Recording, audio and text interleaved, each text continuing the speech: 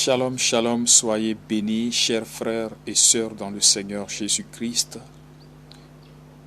Que la grâce et la paix du Seigneur soient sur vous. Je suis particulièrement heureux de vous retrouver en ce jour et je rends grâce à Dieu certainement pour la santé que le Seigneur vous a donnée. Merci à notre Dieu qui nous donne cette occasion de pouvoir nous retrouver et de nous édifier à travers ce temps de partage. Je suis l'apôtre Sir Désiré Brito de la mission du Centre d'évangélisation, de formation et d'encadrement de chrétiens basé en Côte d'Ivoire à Abidjan, précisément dans la commune d'Aniama. Et ce matin, je voudrais donc vous encourager tous, vous qui nous suivez, à partager notre séance avec vos connaissances, avec vos amis. Je voudrais que vraiment ce soit le maximum de partage pour nous édifier les uns les autres. Deuxièmement, vous avez donc la possibilité de nous partager vos préoccupations. Nous avons une équipe de prière qui pourra donc vous soutenir, qui pourra intercéder dans la prière, qui pourra intercéder pour vous, qui pourra vous soutenir. Aussi, nos contacts, si vous voulez nous joindre par écrit ou par appel téléphonique, par WhatsApp, sont les suivants. Contact direct de votre serviteur. Tous ces contacts sont des contacts directs. 225 77 29 11 32. 225 77 29 11 32 qui est en même temps le contact WhatsApp. Le 225 44 06 95 27, le 225 44 06 95 27 et le 225 42 90 01 58, 225 42 90 01 58. Vous pouvez nous joindre sur WhatsApp avec le premier numéro donné, le 225 77 29 11 32, et sur Facebook, sur Messenger, vous tapez Sir Désiré Brito. Sir, c'est C-Y-R, Désiré, comme vous l'entendez, et Brito, B-R-I-T-O, et vous pouvez échanger avec moi en inbox. Et quand vous aurez envoyé votre message, vous indiquez vos coordonnées.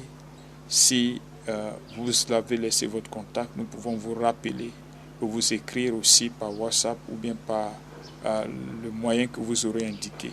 Que le Seigneur vous bénisse et que sa grâce soit sur vous. Alors, ce matin, le sujet que nous allons partager est le suivant. Le thème, que cherchez-vous ? Que cherchez-vous? Nous allons lire donc l'évangile de Jean, chapitre 1, verset 35 au verset 38. L'évangile de Jean, chapitre 1, verset 35 à 38. Jean, chapitre 1, verset 35 à 38, je lis. Le lendemain, Jean était encore là avec 2 de ses disciples et, ayant regardé Jésus qui passait, il dit, « Voilà l'agneau de Dieu. » Les 2 disciples l'entendirent prononcer ces paroles et ils suivirent Jésus. Verset 38. Jésus se retournant et voyant qu'ils le suivaient, il leur dit, « Que cherchez-vous » Jésus se retournant et voyant qu'ils le suivaient, il leur dit, « Que cherchez-vous » Que le Seigneur vous bénisse. On lit ensuite le second passage dans Jean chapitre 6. Jean chapitre 6. Jean chapitre 6, à partir du verset 26, sinon le verset 26.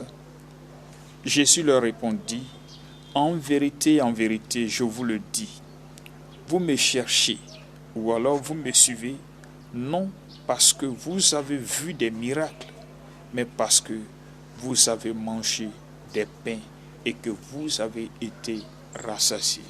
Vous avez mangé des pains et que vous avez été rassasiés. Amen. Remarquons bien l'attitude des disciples de Jean-Baptiste. La Bible dit que Jean a présenté Jésus, il leur a dit, voici l'agneau de Dieu. Immédiatement, les deux disciples de Jean-Baptiste se sont levés et ont suivi Jésus. Et la Bible dit, Jésus s'étant retourné, voyant qu'ils le suivaient, donc des gens qui suivaient Jésus-Christ, tout comme toi qui suis Jésus-Christ, tout comme nous tous qui le suivons, beaucoup de personnes qui suivent Jésus-Christ aujourd'hui. Avez-vous une raison véritable en le suivant? Je suppose la question, pourquoi vous me suivez? Que cherchez-vous? En me suivant là, qu'est-ce que vous cherchez? Et frères, nous devons bien réfléchir. Qu'est-ce que nous cherchons en suivant Jésus? Quel est notre but en le suivant? Est-ce que c'est pour manger et être rassasié? Est-ce que c'est pour nous vêtir bien? Est-ce que c'est pour avoir de l'argent? Est-ce que c'est pour nous marier? Est-ce que c'est pour travailler? Est-ce que c'est pour voyager? Est-ce que? Pourquoi est-ce que nous suivons Jésus? Que cherchons-nous à suivre le Seigneur Jésus? Dans le deuxième passage, Jésus dit clairement, vous me cherchez, non pas parce que vous avez vu des miracles, mais parce que vous avez mangé et que vous êtes rassasiés. Vous me cherchez parce que vous avez mangé et que vous êtes rassasiés. Bien-aimés, Jésus dit, vous me cherchez, non pas parce que vous avez vu les miracles, mais qu'est-ce que Jésus voulait dire par vous me cherchez, pas parce que vous avez vu des miracles? Quel est donc le but d'un miracle que Jésus peut accomplir dans notre vie? Le but du miracle que Jésus accomplit dans nos vies, le miracle révèle donc la capacité de Dieu à prendre soin de nous. Le miracle nous montre à quel niveau Dieu nous aime et qu'il peut prendre soin de nous. Le miracle nous montre la fidélité de Dieu, la véracité de la parole de Dieu. Le miracle nous fortifie. Le miracle nous édifie. Le miracle nous rapproche de Dieu. Le miracle nous rassure, nous met en confiance auprès du Seigneur. Le miracle nous révèle la gloire de Dieu. Donc le miracle permet à celui qui l'expérimente de s'attacher d'une manière sincère à Dieu, parce que la marche avec le Seigneur est une marche d'expérience. Et à côté de cela, il dit, vous me cherchez non pas parce que vous avez eu des miracles, mais parce que vous avez mangé et que vous êtes rassasiés. Vous avez été rassasiés. Et frères, c'est lamentable de chercher à satisfaire son ego. Les choses qui se portent sur notre propre personne, les choses pour notre satisfaction personnelle, les choses dans lesquelles Dieu ne trouve pas son intérêt, les choses dans lesquelles Dieu n'est pas glorifié.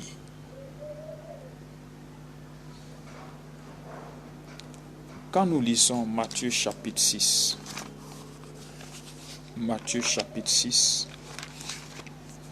à partir du verset 25, je lis le verset 25, dit, « C'est pourquoi je vous dis, ne vous inquiétez pas pour votre vie de ce que vous mangerez, ni pour votre corps de ce que vous serez vêtus.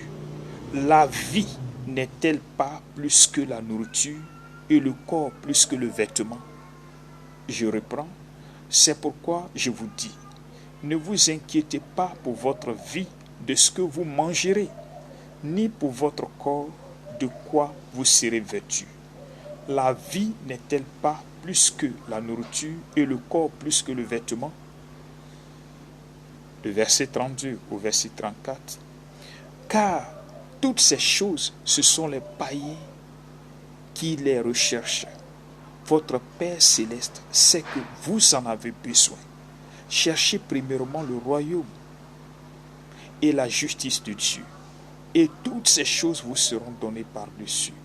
Ne vous inquiétez donc pas du lendemain, car le lendemain aura soin de lui-même. À chaque jour suffit sa peine. Le Seigneur dit ici de ne pas nous inquiéter pour ce qui concerne la nourriture et le vêtement. C'est-à-dire les choses pour nos besoins personnels.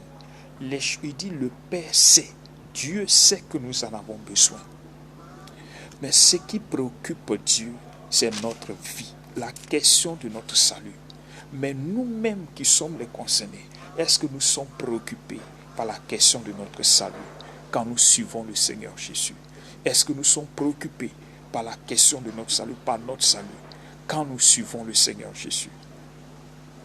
Les choses pour lesquelles nous sommes préoccupés, nous sommes inquiets, nous nous soucions, sont les choses matérielles, les choses qui sont sur la terre, les choses vraiment pour notre satisfaction personnelle, pour notre ego. Mais la question de notre salut, est-ce que cela nous préoccupe autant que nous préoccupe les besoins de notre vie sur la terre? Il dit, notre Père céleste sait que nous en avons besoin, mais notre vie a plus de valeur que ces choses pour lesquelles nous nous inquiétons. Que cherchez-vous? Amen. Donc, quand nous revenons donc à l'évangile de Jean chapitre 6, la foule de disciples qui suivaient Jésus, qui le cherchaient, venait d'expérimenter une grâce particulière. Après 3 jours de marche avec le Seigneur Jésus, Jésus a vu que le peuple était fatigué et il avait faim. Il y avait aussi des enfants, des femmes. Plus de 5000 personnes. Les 5000 personnes sans compter les femmes et les enfants. Et Jésus va multiplier 5 pains et 2 poissons. Ils vont manger, ils seront rassasiés. Il va rester 12 paniers de morceaux de pain et de poissons. Et Jésus va prendre du recul, il va se déplacer un peu, mais la foule va continuer de le chercher.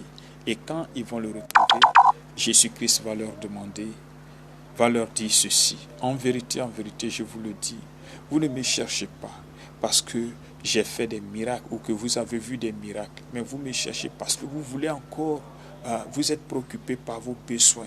Vous êtes préoccupé encore que je puisse faire des choses pour votre intérêt, que je puisse faire des choses pour vous satisfaire. Non, Dieu n'est pas là pour faire des choses pour nous satisfaire seulement. Il veut vraiment nous donner la vie. Il veut que Dieu il soit glorifié à travers nous. Dieu n'est pas notre ouvrier. Dieu n'est pas notre ouvrier. Il est notre sauveur. Il veut nous sauver. Est-ce que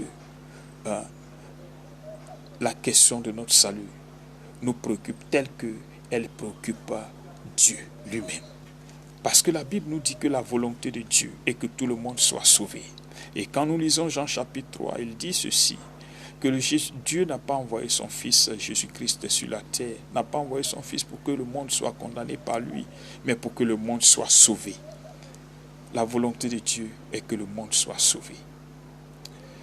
Je veux partager brièvement un témoignage avec vous.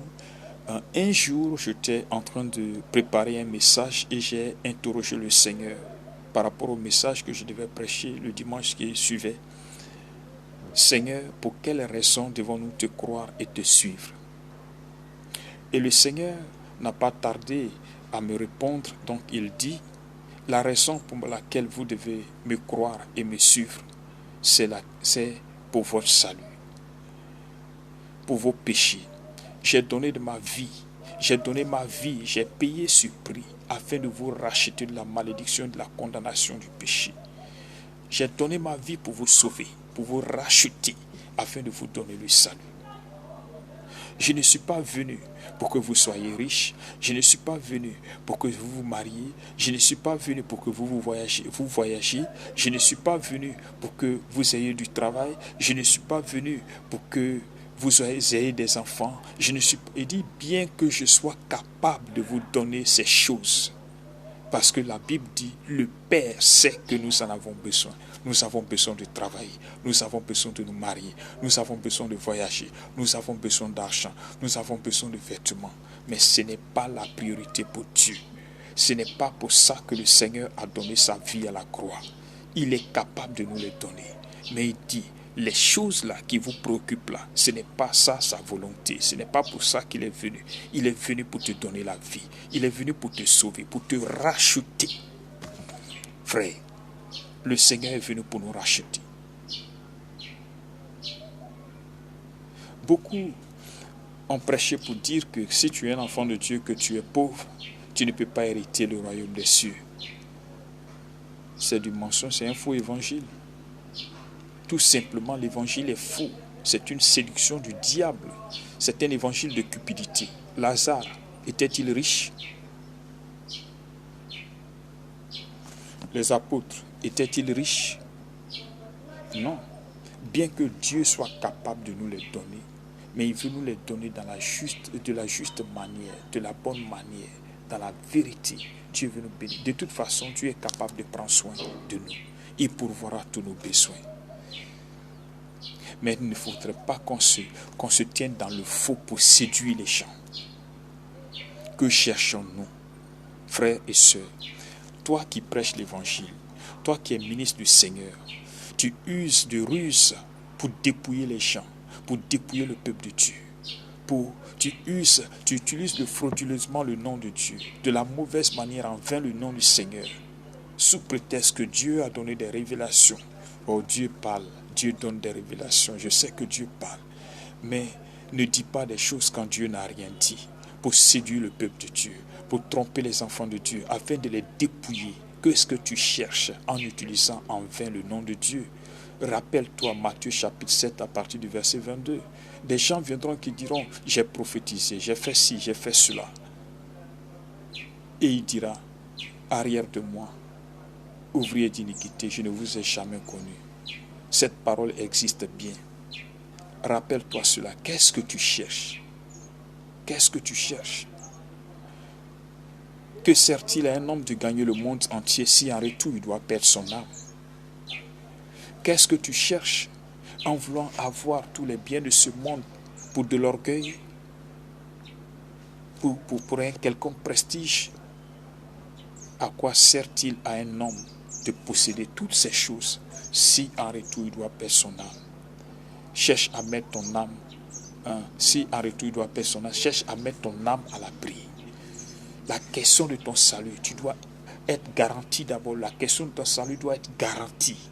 Et marche dans l'humilité, dans la crainte de Dieu. Et Dieu pourvoira. Dieu bénit, il bénira. Il dit, il sait qu'il va nous bénir. Dieu, son œuvre a besoin de moyens pour prospérer. Son œuvre a besoin. Mais ce n'est pas à nous de forcer. Nous ne pouvons pas aider Dieu, chers serviteurs. Nous ne pouvons pas aider Dieu. Nous ne pouvons pas aider Dieu. Alors tu cherches Dieu. Et tu utilises les pouvoirs mystiques. Tu as des amulets, tu as des canaries. Tu es dans la loge mystique. Tu pratiques la sorcellerie. Enfant de Dieu, serviteur de Dieu. Qu'est-ce que tu cherches dans la maison de Dieu en faisant toutes ces choses? Tu es homosexuel. Et tu dis que tu es serviteur de Dieu. Tu es lesbienne. Tu dis que tu es serviteur de Dieu. Tu ne renonces pas à ces pratiques-là. Qu'est-ce que tu cherches en suivant le Seigneur Jésus, en utilisant son nom? Tu es responsable d'église, tu pratiques la sorcellerie, tu attaques les enfants de Dieu.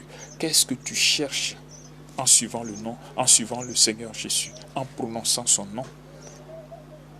Et toi, tu es chrétien, tu es serviteur. Tu es encore dans les maquis, dans les boîtes, sous le prétexte que Dieu n'a jamais interdit l'alcool. Tu bois avec les fidèles qui étaient alcooliques. Tu les ramènes dans leur passé. Qu'est-ce que tu cherches? Qu'est-ce que tu cherches? Tu es un scandale. Répands-toi. Détourne-toi de ces mauvaises voies. Reviens au Seigneur. Qu'est-ce que tu cherches en suivant le Seigneur Jésus, en prononçant son nom? Tu cherches à satisfaire ton ego. Qu'est-ce que tu cherches? Que cherchez-vous? Vous me cherchez, pas pour votre salut. Vous me cherchez, pas parce que vous voulez sauver. Vous me cherchez parce que vous voulez avoir un nom. Vous me cherchez parce que vous voulez paraître. Vous me cherchez parce que vous voulez utiliser mon nom pour vous faire de l'argent. Ne faites pas de l'évangile un moyen malhonnête de gagner de l'argent. Ne faites pas de l'évangile du ministère un moyen malhonnête pour dépouiller les enfants de Dieu. Non. Paul dit, je traite durement mon corps, de peur qu'après avoir prêché aux autres, je ne sois disqualifié moi-même. Toutes ces choses-là, je les regarde comme de la boue afin de gagner le Christ. J'ai accepté de perdre tous ces privilèges, toutes ces choses auxquelles j'avais droit, parce que mon objectif, c'est Jésus-Christ. Mon objectif, c'est mon salut. En Jésus-Christ se trouve mon salut. Je veux le gagner. Celui qui a le Christ a la vie. Celui qui n'a pas le Christ n'a pas la vie. Et Paul, parce qu'il a gagné le Christ, il dit, si je vis, ce n'est plus moi qui vis, c'est le Christ qui vit en moi. Est-ce que toi, tu peux dire que si je vis, ce n'est plus moi qui vis, c'est le Christ qui vit en moi? Et qu'est-ce que la vie que tu mènes peut avoir l'approbation que Christ vit en toi? Est-ce que le témoignage de ta vie atteste que Christ est en toi? Frère, toi aussi fidèle, tu passes ton temps d'aller d'église en église, de veiller de prier en veille de prier, à la recherche des prophéties, à la recherche des paroles pour satisfaire, les paroles agréables à tes oreilles. Qu'est-ce que tu cherches? Reste fidèle dans ton assemblée, reste attaché à ton serviteur, sois fidèle. Écoute la parole. La Bible déclare que celui qui craint l'Éternel doit écouter la parole de son serviteur. Tu estimes que ton serviteur n'a pas d'onction? Tu estimes qu'il n'a pas l'Esprit de Dieu, il ne donne pas de révélation? Bien-aimé, et il a plu à Dieu de te conduire auprès de lui. Écoute sa voix. Dieu travaille avec chaque serviteur d'une manière ou d'une autre. Dieu a sa façon d'utiliser chacun. La même manière il a utilisé Moïse, c'est pas comme ça il a utilisé Élie. La même manière il a utilisé Élie, c'est pas comme ça il a utilisé Élisée. De la même manière qu'il a utilisé Élisée, ce n'est pas comme ça il a utilisé Josué, Gédéon, Daniel et les autres. Même les apôtres ont été utilisés différemment. Chacun avait une grâce particulière. Mais tous avaient le Saint-Esprit. Saül avait son esprit, David avait son esprit, avait le sien. Mais c'est le même esprit, l'esprit de Dieu. Quand nous lisons 1 Corinthiens chapitre 12, il dit que l'esprit donne diverses sortes de dons, divers services, mais différentes modes d'opération, différentes façons d'agir, différentes façons de travailler. Qu'est-ce que vous cherchez? Qu'est-ce que vous cherchez? Qu'est-ce que vous cherchez?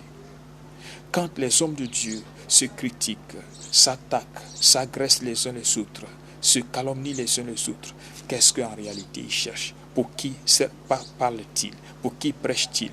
Qui servent-ils? Est-ce qu'ils servent le royaume de Jésus? Il dit recherchez premièrement le royaume de Dieu et sa justice. L'intérêt du Seigneur et la justice de Dieu, c'est toujours la parole de Dieu. Frère, la volonté de Dieu dans ta vie est que tu puisses aimer ton prochain, que tu puisses travailler pour le royaume de Dieu. Le Seigneur Jésus a dit, quand les disciples ont dit, on a vu quelqu'un qui fait des miracles, qui chasse les démons, en ton nom aussi, mais il n'est pas avec nous. Il dit, hey, le gars là, laissez-le. Même s'il n'est pas dans notre groupe et qu'il est en train de prêcher là-bas, il est en train de chasser les démons en mon nom, il est avec nous. Celui qui n'est pas avec nous, il est contre nous. Mais il prêche en mon nom là-bas. Il chasse les démons en mon nom. Laissez-le, il n'a qu'à faire. Mais toi, chrétien, tu ne peux pas être content de ton frère, l'encourager. Mais il y a la rivalité. Qu'est-ce que vous cherchez? Le corps de Christ est-il divisé? Même si chaque dénomination existe sur la terre, mais nous avons la même foi. Nous avons le même évangile. Nous avons le même Seigneur. Les membres du corps sont différents les uns les autres. Ils n'ont pas les mêmes fonctions, mais ils sont ensemble et forment un même corps.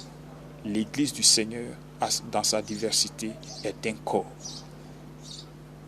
Qu'est-ce que nous cherchons en réalité? Frères et sœurs, toi, fidèle, tu cherches quoi? en allant voir tel homme de Dieu. Demain, tu es avec le prophète Pierre. Après-demain, tu es avec l'apôtre Jacques. La semaine prochaine, tu es avec le prophète Isaac. Tu es avec l'évangéliste Kwadjo. Tu es partout à la fois. Et c'est toi qui as le même problème. Rien ne change dans ta vie ne change pas. Tu es la même personne. C'est toi qui tombes à toutes les rencontres. On prie, tu tombes, tu te relèves, tu tombes. Ta vie ne change pas. La situation que tu as présentée aujourd'hui est toujours la même après 1 an, après 2 ans, après 3 ans, après 5 ans. Pourquoi? Est-ce que Jésus est réellement dans ta vie? Ou alors, ce sont les hommes de Dieu qui sont les seigneurs de ta vie? Tant que ces hommes seront les seigneurs de ta vie et que Jésus-Christ n'aura pas pris la place, ta situation ne changera pas. Qu'est-ce que tu cherches? Frère, il dit dans Matthieu chapitre 6, notre vie a plus de valeur que les choses que nous recherchons. Il faut t'asseoir, il faut réfléchir. Cherche le Seigneur Jésus.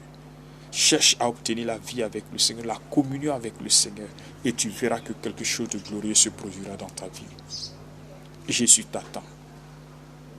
Il veut changer ta vie. Qu'est-ce que tu cherches? Cherche Jésus-Christ. Cherche la vie éternelle. Cherche ton salut. Mets ta vie à l'abri. Le Seigneur sait que tu as besoin d'enfanter.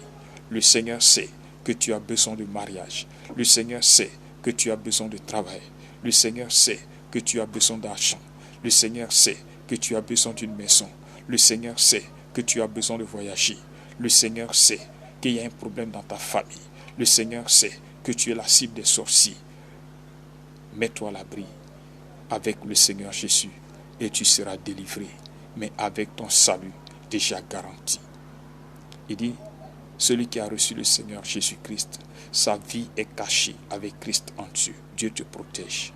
Je prie ma prière que la main de Dieu soit sur toi, soit bénie et que la gloire de Dieu repose sur ta vie. Bien-aimé, cherche Jésus. Il dit, si tu le cherches de tout ton cœur, il se laissera trouver par toi.